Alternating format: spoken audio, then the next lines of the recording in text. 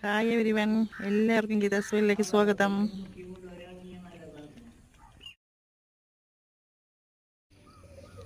ഒരു നെൽക്കതിർ കണ്ടോ കൂട്ടുകാരെ? ഇത് മഴയത്ത് എവിടെ നിന്നോ ഒഴുകി വന്നിട്ട് ഞങ്ങളുടെ പറമ്പിൽ ഒരു കുഴി പോലെ ഉണ്ട്, അതിൽ വന്നിട്ട് മുളച്ചതാണ്. കണ്ടോ, കുറേ കതിരുണ്ട്.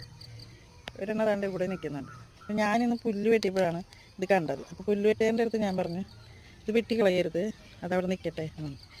എനിക്ക് ഇതിനെക്കുറിച്ച് ചില ഓർമ്മകൾ വന്നു കേട്ടോ. അത് നിങ്ങളായിട്ടൊന്ന് ഷെയർ ചെയ്യാമെന്ന് വിചാരിച്ചു. പണ്ട് ഞങ്ങൾക്ക് കുറച്ച് കൃഷിയൊക്കെ ഉണ്ടായിരുന്നു, നെൽകൃഷി. അപ്പോൾ അന്ന് കൊയ്ത്തൊക്കെ കഴിയുമ്പോൾ ഞങ്ങളുടെ കിടക്കുന്ന റൂമുകളിലാണ് നെല്ല് ഇടാറ്. അപ്പോൾ നമുക്ക് കിടക്കാൻ സ്ഥലം ഉണ്ടാവില്ല. അപ്പോൾ ഈ നെല്ലിൻ്റെ പുറത്താണ് പാ വിരിച്ച് ഞങ്ങൾ കിടക്കാറ്. അപ്പോൾ എനിക്കാണെങ്കിൽ നെല്ലിൻ്റെ കിരികിരിപ്പ് സൗണ്ടൊന്നും ഇഷ്ടമില്ല.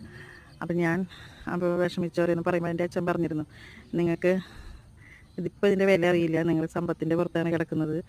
ഒരു കാലത്ത് നിങ്ങൾ ഒരു മണി നെല്ല് കാണാനായിട്ട് നിങ്ങൾ കൊതിക്കും.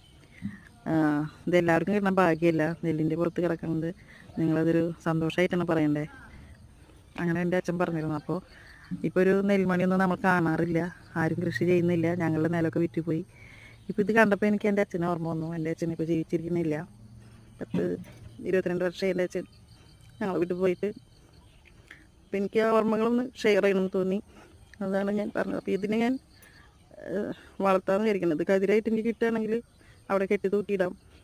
അപ്പോൾ മയിലൊക്കെ വരാറുണ്ട്. മയിൽ വന്നാൽ എനിക്കിത് കിട്ടില്ല. ഞാനത് അങ്ങനെ വിചാരിച്ചിരുന്നു. ഇതുകൊണ്ട് ഇപ്പോൾ നോക്കിയപ്പോൾ 2 മയിൽ വന്ന് നിൽക്കുക. അവരിത് കൊത്തി തിന്നാവോ, അല്ലെങ്കിൽ ഞാനിതിനെ സേവ് ചെയ്യണമെന്ന് തന്നെ വിചാരിച്ചിരിക്കുന്നത്.